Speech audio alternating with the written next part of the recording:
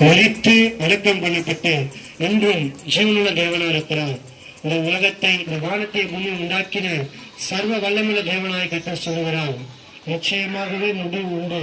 ஒரு நம்பிக்கை வீண் போகிறது. நல்லா பண்ணலாம் பாருங்கள்.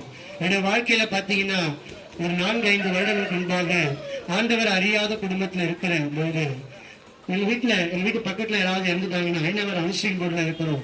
எங்க வீட்டு பக்கத்துல யாராவது இறந்துட்டாங்கன்னா நாங்க போயிட்டு அந்த கானா பாடல் பாடுவோம். இரவுக்குள்ளா குடி, கஞ்சா, போதை வசு இப்படிப்பட்ட கெட்ட பழக்கங்களுக்கு அடிமைப்பட்டதா இருந்து இந்த குடியை குடித்துட்டு, மது காலத்தை கொடுத்துட்டு, இந்த கங்கை அடித்துட்டு நாங்க கரெக்டா 12 மணிக்கு பாட ஆரம்பிப்போம்.